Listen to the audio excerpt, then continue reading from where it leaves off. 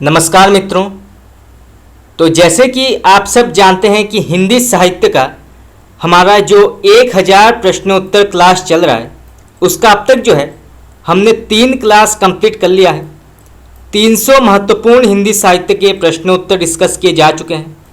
आज पार्ट 4 का आरंभ होने जा रहा है और आज भी जो है हम 100 प्रश्न डिस्कस करेंगे जो बहुत ही महत्वपूर्ण है और विभिन्न प्रकार के प्रतियोगी परीक्षाओं में ये प्रश्न पूछा गया है।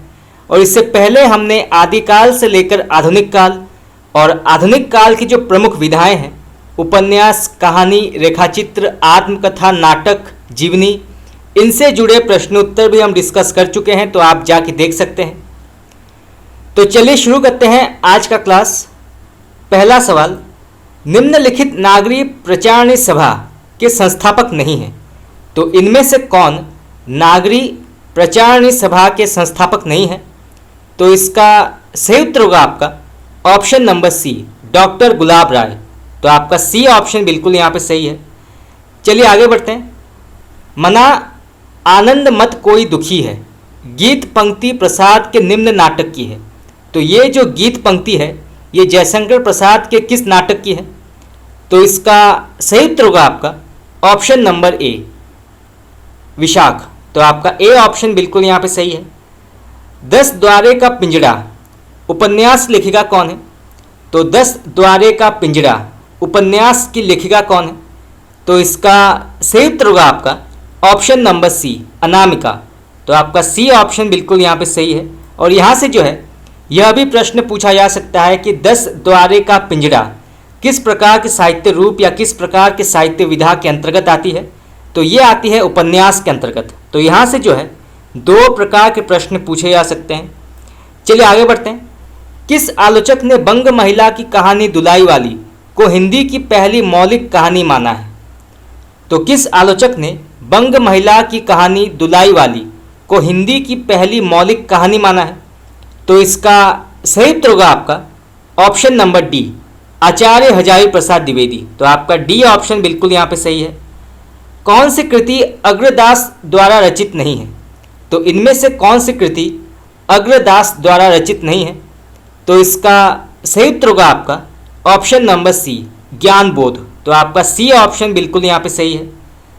निम्नलिखित पात्रों को उनके नाटकों के साथ सुमिलित करना है। तो सबसे पहले आता है मदन। तो ये किस नाटक का पात्र है? मदन। तो ये चिंदियों की एक झालर का एक बहुत ही महत्वपूर्ण पात्र है मदन। उसके बाद आता है नलिनी। ये किस नाटक की पात्र है? नलिनी। तो ये रोटी और बेटी के अंतर्गत आती है। उसके बाद अशोक, ये किस नाटक का पात्र है? तो ये जो है रेत की दीवार का एक बहुत ही महत्वपूर्ण पात्र है। और उसके बाद आता है श्रीमती रेणु राय। तो ये किस नाटक की पात्र है? तो ये तेंदुआ।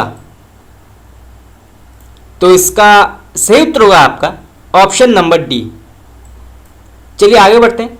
निम्नलिखित खंड काव्यों को उनके कवियों के साथ सुमिलित करना है। तो सबसे पहले आता है द्रौपदी। तो द्रौपदी खंड काव्य के लेखक कौन है?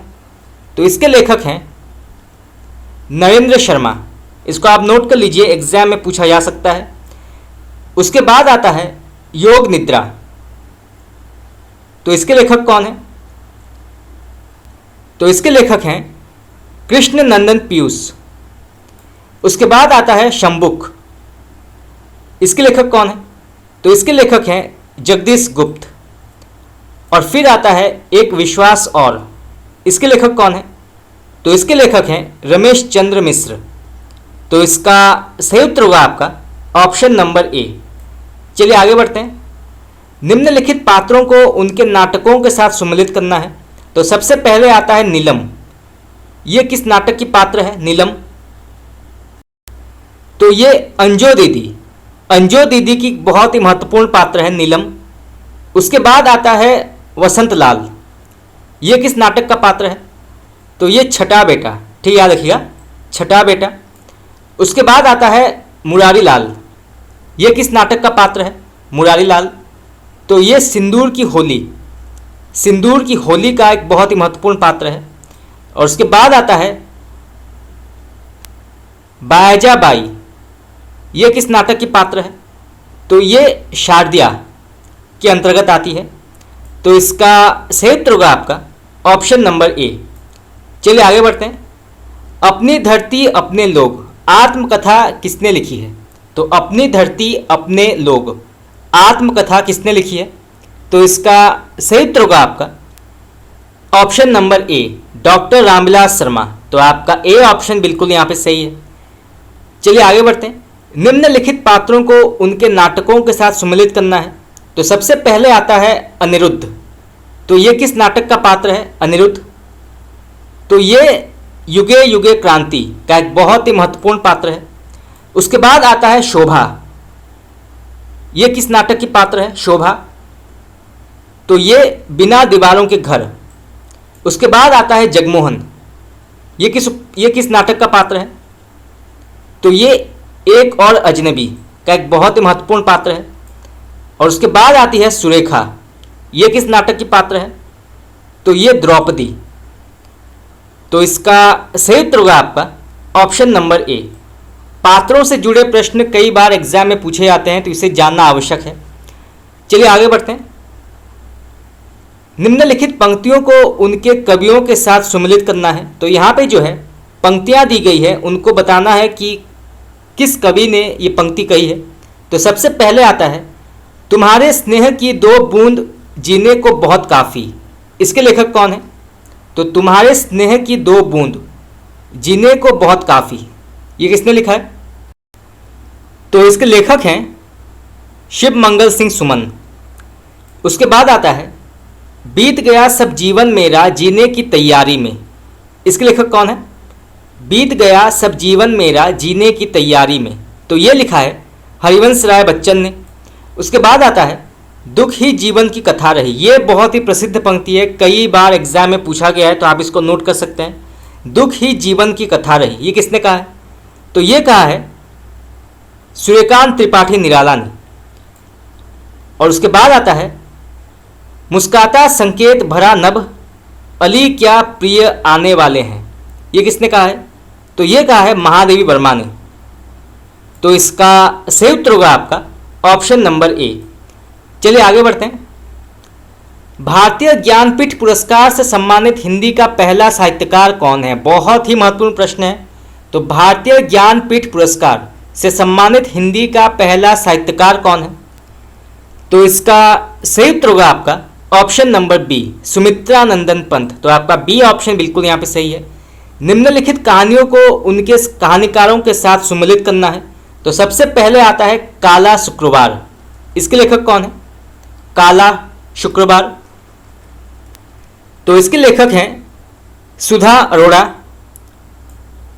उसके बाद आता है कोर्ट मार्शल। ये प्रश्न नेट में पूछा गया है कि कोर्ट मार्शल के लेखक कौन है?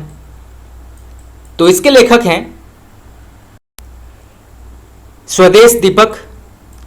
फिर खुदा की वापसी, इसके लेखक कौन है?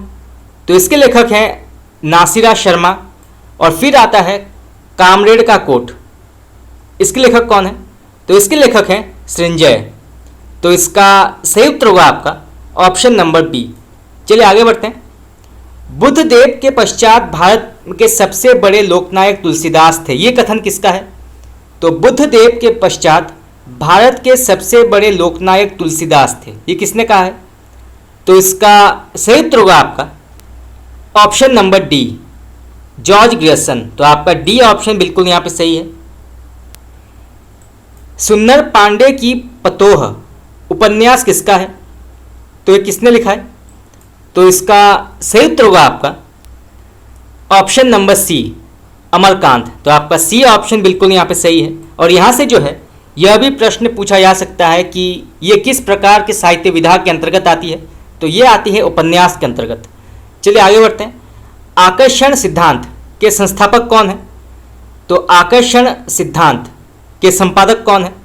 तो इसका सही उत्तर होगा आपका option number C, doctor Ganapati Chandra Gupta. तो आपका सी ऑप्शन बिल्कुल यहाँ पे सही है।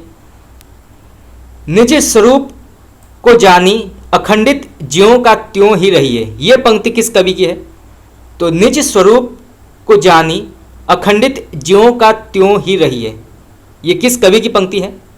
तो इसका सही उत्तर होगा आपका ऑप्शन नंबर ए, सुंदरदास। तो आपका ए ऑप्शन बिल्कुल यहाँ पे सही है। चलिए आगे बढ़ते हैं। लंच टाइम कहानी के लेखक कौन है? ये कहानी विधा के अंतर्गत आती है। तो लंच टाइम के लेखक कौन है? तो इसका सही उत्तर होगा आपका option number B, Rajendra Yadav. तो आपका बी ऑप्शन बिल्कुल यहाँ पे सही है। किस आलोचक ने केशवदास को रीतिकाल का प्रथम कवि माना है? तो किस आलोचक ने केशवदास को रीतिकाल का प्रथम कवि माना है? तो इसका सही उत्तर होगा आपका option number C, doctor Shyam Sundar Das. तो आपका सी ऑप्शन बिल्कुल यहाँ पे सही है। चलिए आगे बढ़ते हैं। निम्नलिखित पंक्तियों को उनके कवियों के साथ सुमिलित करना है। तो सबसे पहले पंक्ति है, आखर चारी कथा में जोरी, मन उपराजा न किन्हो चोरी। ये किसकी पंक्ति है? तो इसके लेखक हैं शेख नबी। उसके बाद आता है, कथा संस्कृत सुनी थोड़ी, भाषा पांची चौपाई जोरी। ये किसने लिखा है? तो इसके लेखक हैं आलम। हम ना रहब आखर रह जाई। ये किसने लिखा है? तो ये लिखा है शेख निसार ने। और उसके बाद आता है, गाहा दोहा अरेल अरल, सोठा चौपाई के सरल। ये किसने लिखा है? तो ये लिखा है कुतुम्बन ने। तो इसका सही उत्तर होगा आपका ऑप्शन नंबर ए। चलिए आगे बढ़ते हैं। निम्न ग्रंथ कवि बोधा द्वारा रचित नहीं है। तो इनमें से कौन सा ग्रंथ कवि बोधा ने नहीं लिखा है? तो इसका सही उत्तर होगा आपका ऑप्शन नंबर बी, श्रृंगार लतिका। तो आपका बी ऑप्शन बिल्कुल यहाँ पे सही है।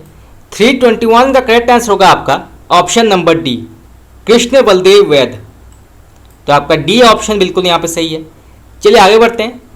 निम्नलिखित कहानियों को उनके कहानीकारों के साथ सुमिलित करना है। तो सबसे पहले आता है, जहां लक्ष्मी कैद है। बहुत ही प्रसिद्ध ये कहानी है। तो इसके लेखक कौन है? राजेंद्र यादव। उसके बाद आता है, यही सच है। इसके लेखक कौन है? तो इसके लेखक हैं मन्नू भंडारी। इसको आप नोट कर लीजिए, एग्जाम में पूछा जा सकता है। तीसरी कसम, बहुत ही प्रसिद्ध ये कहानी है तीसरी कसम। इसके लेखक कौन है? तो इसके लेखक हैं शैलेश मटियानी। और फिर आता है, अपना रास्ता लो बाबा। इसके लेखक कौन है? तो इसके लेखक हैं काशीनाथ सिंह। तो इसका सही उत्तर होगा आपका ऑप्शन नंबर ए। चलिए आगे बढ़ते हैं। मोक्ष पंथ ग्रंथ के रचयिता कौन है? तो मोक्ष पंथ ग्रंथ के रचयिता कौन है? तो इसका सही उत्तर होगा आपका option number D, Gulab Singh. तो आपका डी ऑप्शन बिल्कुल यहाँ पे सही है। निम्न में से कौन सा कवि कुंडलिया सम्राट कहा जाता है? तो इनमें से कौन सा कवि जो है कुंडलिया सम्राट कहा जाता है? तो इसका सही आंसर होगा आपका ऑप्शन नंबर सी, गिरिधर कविराय। तो आपका सी ऑप्शन बिल्कुल यहाँ पे सही है। इनमें से कौन सा कवि वीर काव्य की रचना नहीं की है? तो इनमें से किस कवि ने वीर काव्य की रचना नहीं की है? तो इसका सही आंसर होगा आपका ऑप्शन नंबर बी, दीनदयाल गिरी। तो आपका बी ऑप्शन बिल्कुल यहाँ पे सही है। निम्नलिखित कहानियों को उनके कहानीकारों के साथ सुमिलित करना है। तो सबसे पहले आता है बदबू। इसके लेखक कौन है? बदबू। तो इसके लेखक हैं शेखर जोशी। उसके बाद आता है गदल। इसके लेखक कौन है? तो इसके लेखक हैं रांगे राघव। फिर आता है डिप्टी कलेक्ट्री। तो डिप्टी कलेक्ट्री कहानी के लेखक कौन है? तो इसके लेखक हैं अमरकांत। और फिर आता है सूरज कब निकलेगा। इसके लेखक कौन है? तो इसके लेखक हैं स्वयं प्रकाश। तो आपका बी ऑप्शन बिल्कुल यहाँ पे सही है। आप इसको नोट कर सकते हैं, एग्जाम में कई बार ये पूछा गया है। चलिए आगे बढ़ते हैं। निम्न रीति सिद्ध कवि माना जाता है। तो इनमें से कौन जो है रीति सिद्ध कवि के अंतर्गत आता है? तो इसका सही उत्तर होगा आपका ऑप्शन नंबर सी, बिहारी। तो आपका सी ऑप्शन बिल्कुल यहाँ पे सही है।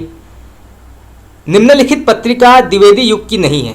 तो इनमें से कौन सी पत्रिका द्विवेदी युग के अंतर्गत नहीं आता है? तो इसका सही उत्तर होगा आपका ऑप्शन नंबर डी, आनंद कादम्बिनी। तो आपका डी ऑप्शन बिल्कुल यहाँ पे सही है। इनमें से कौन स्त्री विमर्श का उपन्यास नहीं है? तो इनमें से कौन स्त्री विमर्श का उपन्यास नहीं है? तो इसका सही आंसर होगा आपका ऑप्शन नंबर ए, हीरा पड़ा बाजार में। तो आपका ए ऑप्शन बिल्कुल यहाँ पे सही है। निम्नलिखित उपन्यासों को इनके लेखकों के साथ सुमिलित करना है। तो सबसे पहले आता है पटरंग पुराण। इसके लेखक कौन है? तो इसके लेखक हैं मृणाल पांडे। फिर आता है, तो बी का करेक्ट आंसर होगा आपका कमलेश्वर। पहला गिरमिटिया, इसके लेखक कौन है? तो इसके लेखक हैं गिरिराज किशोर। और फिर आता है गुजरा हुआ जमाना। गुजरा हुआ जमाना, इसके लेखक कौन है? तो इसके लेखक हैं कृष्ण बलदेव वैद। तो इसका सही उत्तर होगा आपका ऑप्शन नंबर ए। चलिए आगे बढ़ते हैं। इतिहास नाटक के लेखक कौन है? इतिहास नाटक, तो इसका सही आंसर होगा आपका ऑप्शन नंबर सी, दया प्रकाश सिन्हा। तो आपका सी ऑप्शन बिल्कुल यहाँ पे सही है। निम्नलिखित कहानियों को उनके कहानीकारों के साथ सुमिलित करना है। तो सबसे पहले आता है भैया एक्सप्रेस। इसके लेखक कौन है? अरुण प्रकाश। उसके बाद आता है लोग हाशिए पर। इसके लेखक कौन है? तो इसके लेखक हैं धीरेन्द्र अस्थाना। उसके बाद आता है एक स्त्री के विदा गीत। इसके लेखक कौन है? तो इसके लेखक हैं मृणाल पांडे।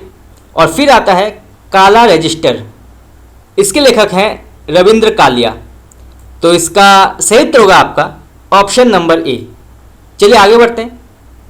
इनमें से कौन सा कवि अपभ्रंश का भवभूति कहा जाता है? तो इनमें से कौन सा कवि जो है अपभ्रंश का भवभूति कहा जाता है? तो इसका सही उत्तर होगा आपका ऑप्शन नंबर बी, पुष्पदंत। तो आपका बी ऑप्शन बिल्कुल यहाँ पे सही है। निम्नलिखित कहानियों को इनके कहानीकारों के साथ सुमिलित करना है। तो सबसे पहले आता है कब्बे और काला पानी। इसके लेखक कौन है? तो इसके लेखक हैं निर्मल वर्मा। उसके बाद आता है आदमी नामा। इसके लेखक कौन है? तो इसके लेखक हैं काशीनाथ सिंह। उसके बाद आता है ठाकुर संवाद। इसके लेखक हैं सतीश जमाली। और फिर आता है दूसरा महाभारत। इसके लेखक कौन है? तो इसके लेखक हैं मिथिलेश्वर।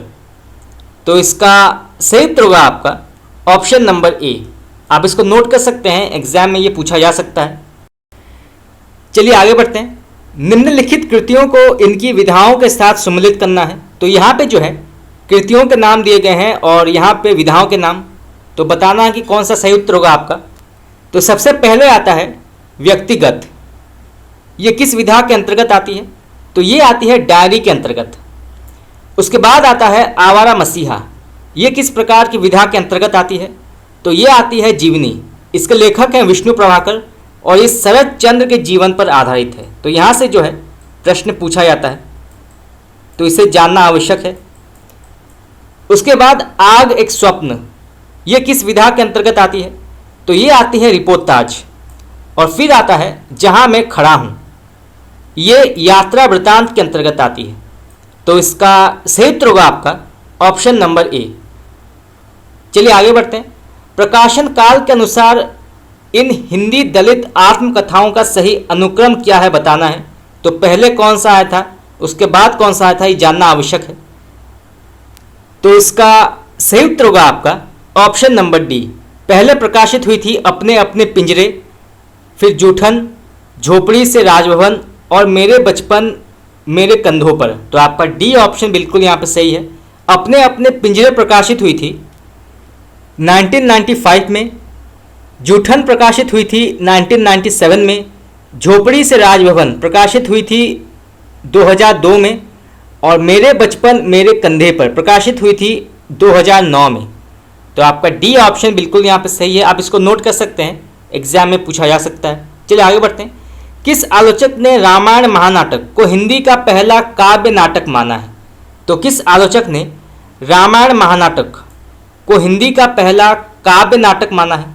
तो इसका सही उत्तर होगा आपका option number D, Pratap Narayan Tandon. तो आपका डी ऑप्शन बिल्कुल यहाँ पे सही है। प्रेमचंद कलम का मजदूर जीवनी के लेखक कौन है? ये जीवनी विधा के अंतर्गत आती है। तो प्रेमचंद कलम का मजदूर के लेखक कौन है?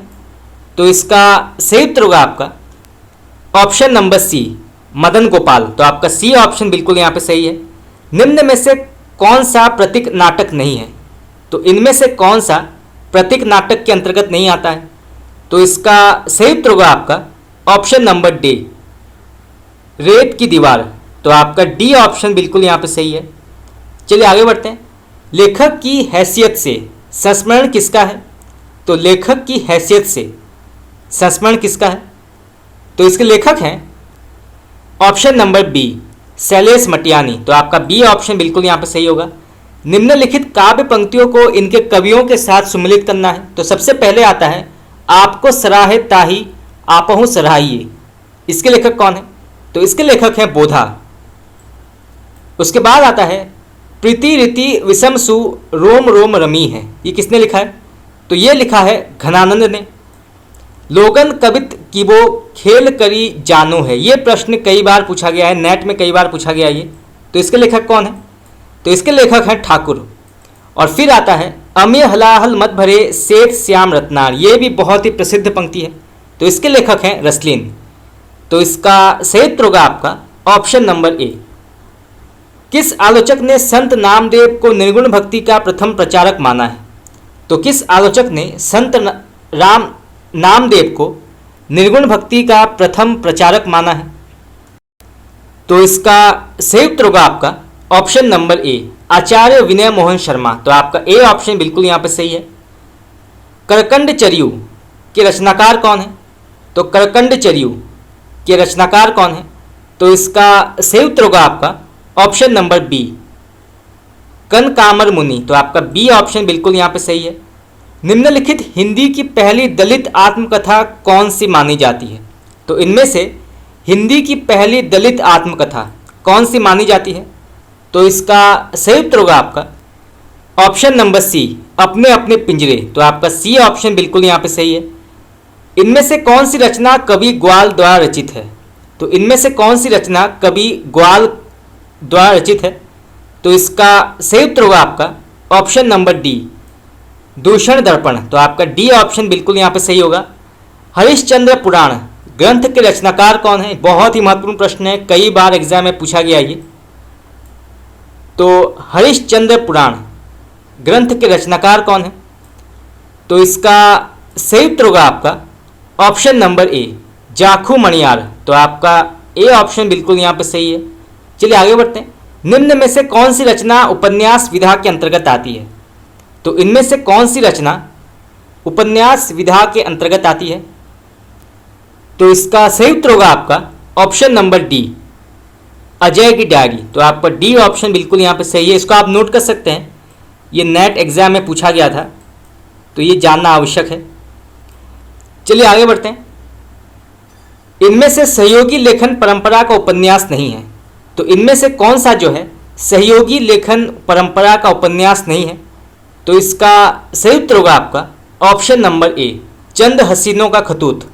तो आपका ए ऑप्शन बिल्कुल यहाँ पे सही है। ये जो है सहयोगी लेखन परंपरा के अंतर्गत नहीं आता है।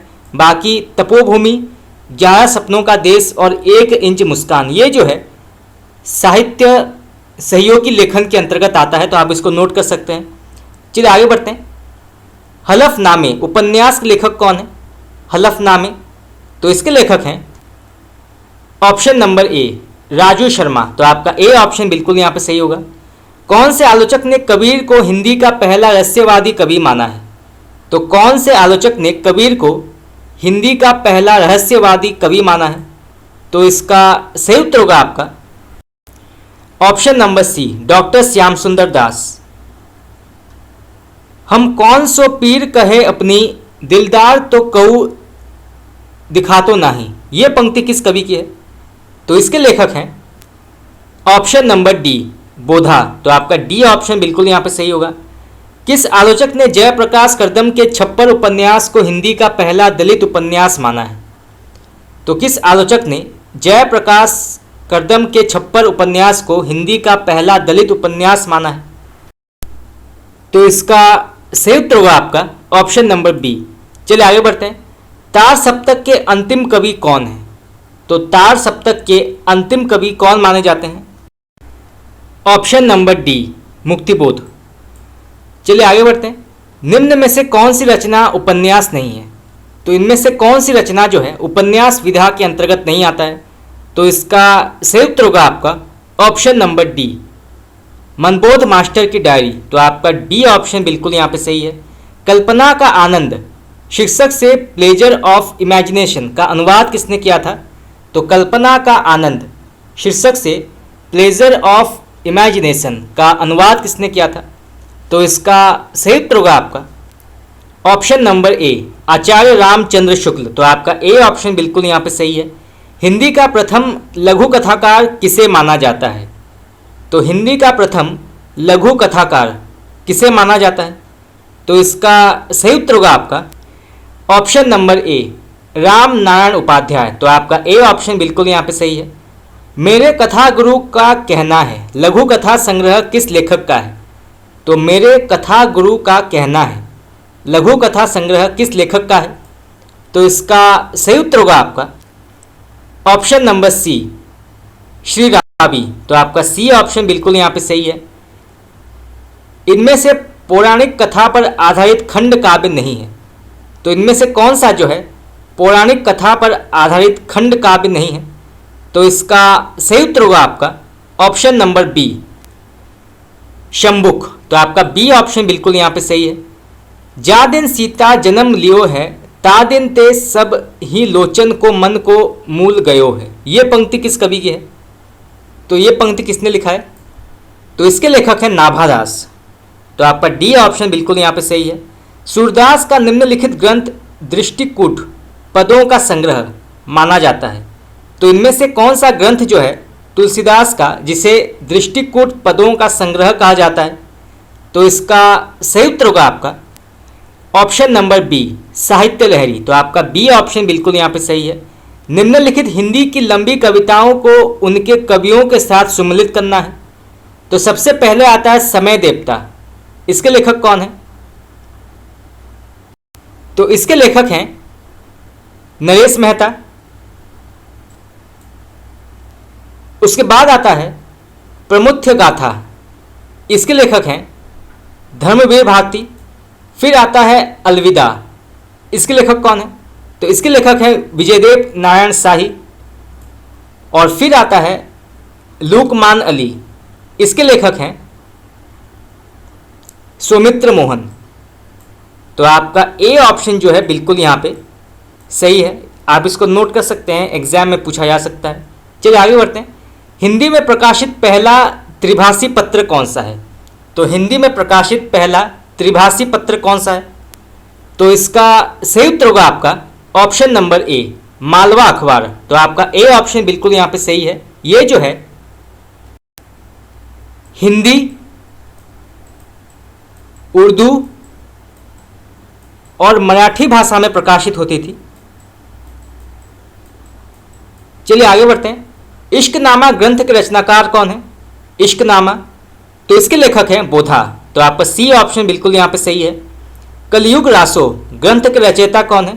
कलयुग रासो, तो इसके लेखक हैं रसिक गोविंद। तो आपका डी ऑप्शन बिल्कुल यहाँ पे सही होगा। निम्न नाटक भीष्म साहनी द्वारा रचित नहीं है। तो इनमें से कौन सा नाटक जो है भीष्म साहनी ने नहीं लिखा है? तो इसका सही उत्तर होगा आपका ऑप्शन नंबर बी, मरजीवा। तो आपका बी ऑप्शन बिल्कुल यहाँ पे सही है। प्रकाशन वर्ष के अनुसार इन खंड काव्यों का सही अनुक्रम क्या होगा? तो इसका सही उत्तर होगा आपका ऑप्शन नंबर ए, पहले प्रकाशित हुई थी अंधायुग, उसके बाद कनुप्रिया, फिर भस्मांकुर और फिर एक पुरुष और। तो आपका ए ऑप्शन बिल्कुल यहाँ पे सही है। अंधायुग प्रकाशित हुई थी 1954 में, कनुप्रिया प्रकाशित हुई थी 1959 में, भस्मांकुर प्रकाशित हुई थी 1971 में और एक पुरुष और प्रकाशित हुई थी 1974 में। तो आपका ए ऑप्शन बिल्कुल यहाँ पे सही है। आप इसको नोट कर सकते हैं, एग्जाम में पूछा जा सकता है। चलिए आगे बढ़ते हैं। निम्नलिखित कौन सी कृति के रचयिता चिंतामणि नहीं है? तो इनमें से किस कृति के लेखक चिंतामणि नहीं है?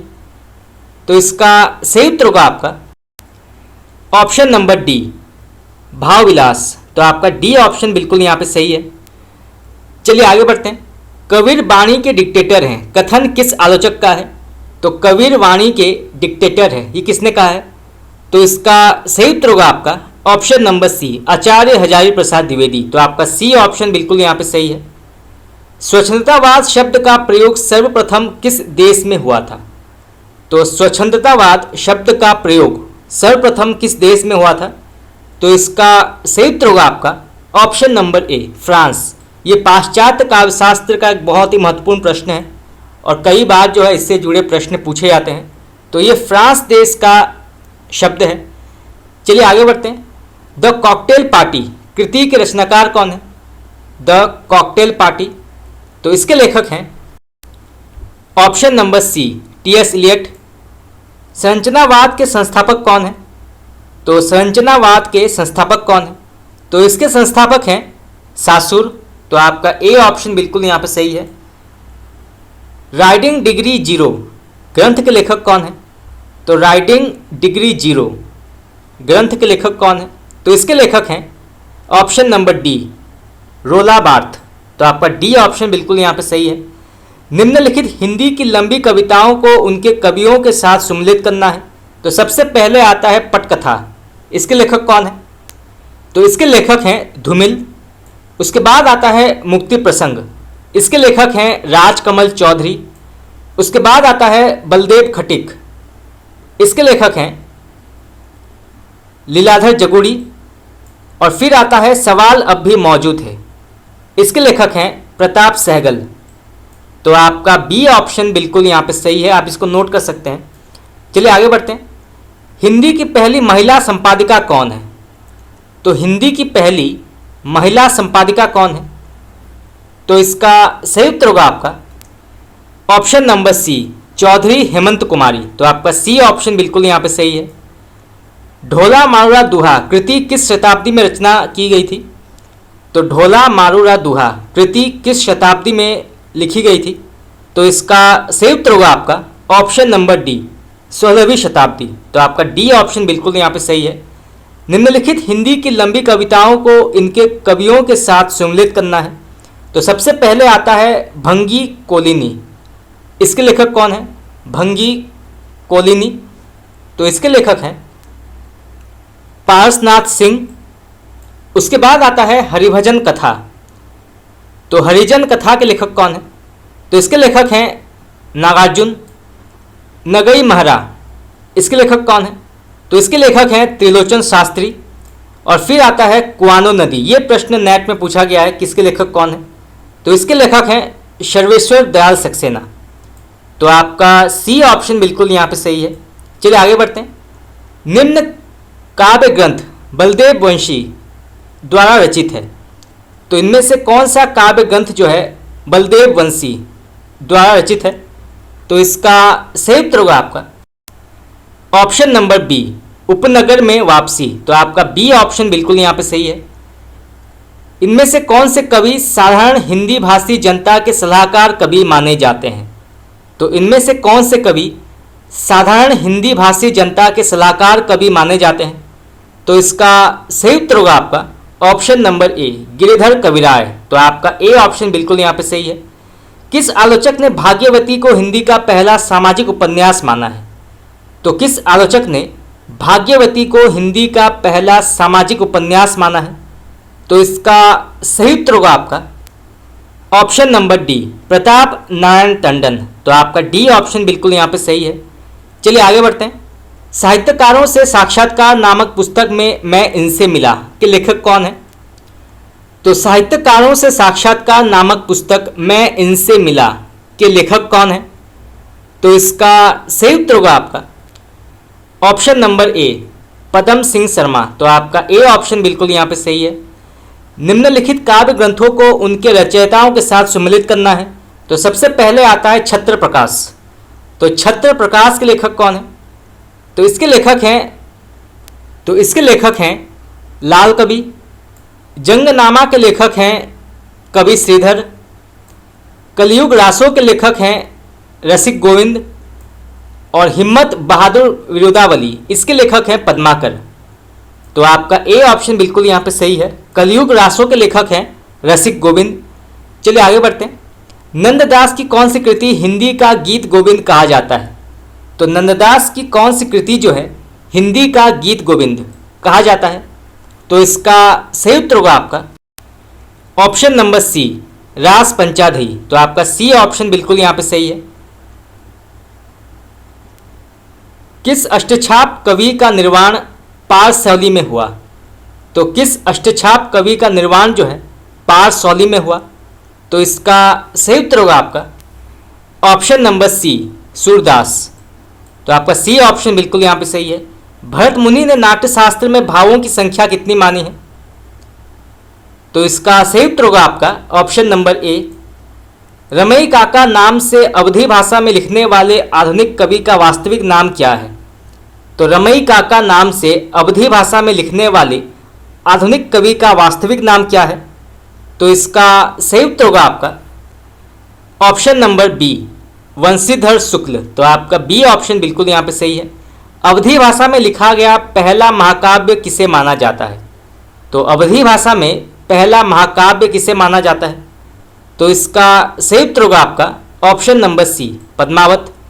हिंदी की पहली फिल्म पत्रिका कौन सी मानी जाती है? तो हिंदी की पहली फिल्म पत्रिका कौन सी मानी जाती है? तो इसका सही उत्तर होगा आपका ऑप्शन नंबर ए, रंगभूमि। प्रकाशन वर्ष के अनुसार इनमें से हिंदी उपन्यासों का सही क्रम क्या है बताना है। यह प्रश्न जो है नेट में पूछा गया है और टीजीटी और पीजीटी परीक्षा में भी कई बार ये पूछा गया है। तो इसका सही उत्तर होगा आपका ऑप्शन नंबर ए। पहले प्रकाशित हुई थी निस्सहाय हिंदू, फिर नूतन ब्रह्मचारी, 100 अजान एक सुजान और फिर देहाती दुनिया। तो आपका ए ऑप्शन बिल्कुल यहाँ पे सही है। निस्सहाय हिंदू प्रकाशित हुई थी 1881 में, नूतन ब्रह्मचारी प्रकाशित हुई थी 1886 में, 100 अजान एक सुजान प्रकाशित हुई थी 1906 में और देहाती दुनिया प्रकाशित हुई थी 1925 में। तो आपका ए ऑप्शन बिल्कुल यहाँ पे सही है। चलिए आगे बढ़ते हैं। किस लेखक की मृत्यु पर शोक गीत काव्य नहीं लिखा गया है? तो किस लेखक की मृत्यु पर शोक गीत काव्य नहीं लिखा गया है? तो इसका सही उत्तर होगा आपका option number D, Nathuram Sharma. तो आपका डी ऑप्शन बिल्कुल यहाँ पे सही है। भारतेंदु हरिश्चंद्र ने निम्न पत्रिका का संपादन नहीं किया है। तो इनमें से किस पत्रिका का संपादन जो है भारतेंदु हरिश्चंद्र ने नहीं किया है? तो इसका सही उत्तर होगा आपका ऑप्शन नंबर डी, भारतेंदु। बाकी बाल बोधिनी, हरिश्चंद्र चंद्रिका और कवि वचन सुधा इसके संपादक हैं भारतेंदु हरिश्चंद्र। चलिए आगे बढ़ते हैं। दैनिक पत्र समाचार सुधा वर्षण के प्रथम संपादक कौन थे? तो समाचार सुधा वर्षण के प्रथम संपादक कौन थे? तो इसका सही उत्तर होगा आपका ऑप्शन नंबर ए, श्याम सुंदर सेन। और यहाँ से जो है यह भी प्रश्न पूछा जा सकता है कि समाचार सुधा वर्षण किस प्रकार का पत्र है? तो ये दैनिक पत्र माना जाता है। तो यहाँ से जो है दो प्रकार के प्रश्न पूछे जा सकते हैं। अकथ कहानी प्रेम की किरण सो कही न जाई, गूंगा का सुपना भया, सुमर सुमर पछताई। ये पंक्ति किस ग्रंथ के अंतर्गत आती है? तो इसका सही उत्तर होगा आपका ऑप्शन नंबर बी, ढोला मारूरा दुहा। तो आपका बी ऑप्शन बिल्कुल यहाँ पे सही है। अकबर के दरबारी कवि कौन नहीं है? तो इनमें से कौन अकबर के दरबारी कवि नहीं है? तो इसका सही उत्तर होगा आपका ऑप्शन नंबर डी, कवि हॉल राय। निम्नलिखित आलोचना ग्रंथों को इनके आलोचकों के साथ सम्मिलित करना है। तो सबसे पहले आता है शब्द और कर्म। इसके लेखक कौन है? शब्द और कर्म। तो इसके लेखक हैं डॉक्टर मैनेजर पांडे। फिर नई कविता का परिप्रेक्ष्य, इसके लेखक हैं परमानंद श्रीवास्तव। फिर नई कविता स्वरूप और संवेदना, इसके लेखक हैं जगदीश गुप्त।